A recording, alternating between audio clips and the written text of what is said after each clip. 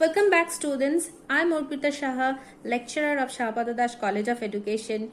Today, I will teach the stages of moral development that is based on the Kohlberg's theory. In our previous class, we have discussed about what is morality, what is moral development, and moral development cycle, and moral reasoning, role-taking activity. We had discussed about all these things. But today, in this class, we will go through the stages of moral development.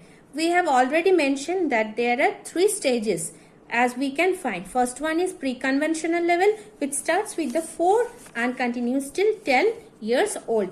In this phase, we can see the child is obedience and punishment orientation. That means যখন একটি বাচ্চা ভীষণ obedient হয়, the child becomes very much obedient in order to avoid the punishment. He does not want to face punishment. যখন punishment সে face করতে চায় না, তখন সে obedience follow করতে থাকে. Second one is individualism and exchange person reward orientation. In this phase, we can find that morality is 0 and follow obedience to avoid punishment. Revenge or to get reward, he did anything. He wants to take revenge, but or in order to get the award or the reward, he tried to do everything. This is the phase is called pre-conventional level, which starts with 4 years old and continues till 10 years old. The next stage is conventional level, which starts with 10 years old and continues till 13 years old. First, they find in this stage that is interpersonal relationship. That is, he loves to listen. He is a good boy. He is a good girl. He loves to get reward. He loves or enjoys his supremacy. That everybody will say that he is a good person. So he loves to listen all those things. And another thing which we can find, that is he tried to maintain the social order. That is the law and creed, custom, culture. He wants to follow everything in this phase. He never takes any step to violate the rules and regulation of the society. He wants to follow everything.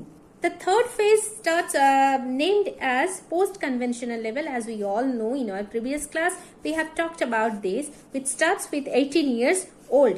Now, I will discuss what is post-conventional level. In this phase, we find 2 important things, that is social contract and individual right. And second one is universal ethical principles. These 2 things is much more important, and which will come only once we will reach at the level of maturity or in our adulthood. This will start.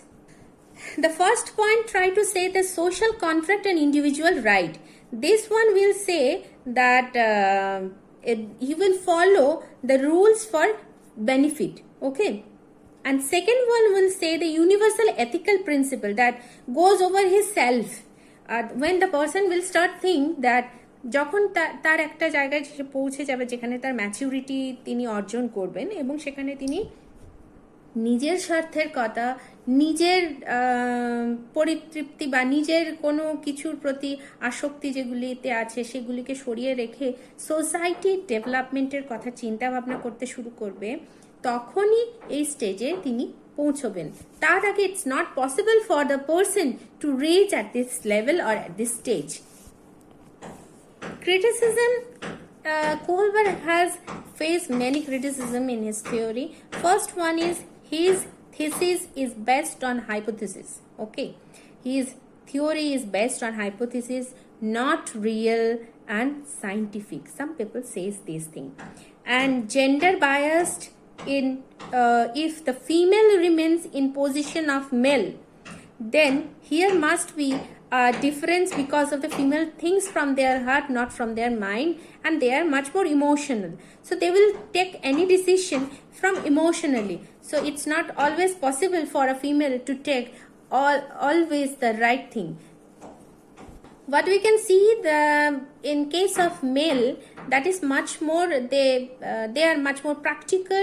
They take their decision based on the practicality.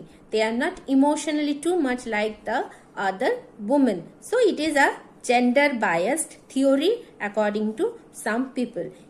Kohlberg is being criticized by this way also. Third one is he is criticized because of the cultural difference is not important in his theory according to some people. So this is the criticism he has faced because of his theory, that is moral development. Now we will discuss the significance of moral development on education. What are the significance? First, a teacher should engage a student in classroom discussion of moral dilemmas that will lead to contradiction inherent in student present level of moral reasoning and to shift towards the next stage of moral judgment. So তার মানে কি বলতে চেয়েছে যে teacher তাকে সবসময় এরকম মরাল dilemma যে সমস্ত সিচুয়েশনগুলো তৈরি হবে সেগুলি তাকে স্টুডেন্টকে সবসময় ফেস করতে বাধ্য করবে, এবং বাধ্য নয়, তাকে সেই পরিস্থিতির সম্মুখীন করতে বলা হচ্ছে শিক্ষক মহাশয়কে। এবং যখনই একটি ছাত্র বা ছাত্রী এই সমস্ত প্রবলেমের সম্মুখীন হবে, he will take a decision. যদি তার সিদ্ধান্ত সেখানে ভুল হয় তাহলে শিক্ষক মহাশয় তাকে সাহায্য করে তার সঠিক সিদ্ধান্তের দিকে পৌঁছে দিতে সাহায্য করবেন। এবং তার যদি কোনো রকম ইমোশনাল ক্রাইসিস তৈরি হয় এই মুহূর্তে, তাহলে শিক্ষক মহাশয় তাকে সব রকমভাবে সহযোগিতা করবেন। এইভাবে তার গুরুত্বের কথা তিনি এখানে বলেছেন। দ্বিতীয়ত, যেই সমস্ত ছাত্রছাত্রী বা সমস্ত শিক্ষক মহাশয় প্রত্যেকেই আছি আমরা, কিন্তু কিছু কিছু জায়গায় আমরা we find that some teachers R much more famous than the other teachers among the students. সেই সমস্ত টিচারদের দিয়ে যদি মানে তারা who are very close to the students, by the help of those teacher we should give them the moral education, okay, and that will be much more effective rather than if we try to give the lesson by the help of some other teacher who are not much more famous among the students. That will be a discredit. So in this situation, the third one is if a students find it much more difficult to solve any problem, then the teacher will take the step and he will try to help the students. So these are the significance of moral development on education we have learned. So moral development or Kohlberg's theory on moral development we have completed in this class. In our next class we will try to continue with some other topic with new lesson, and till then take care and be happy. Thank you class.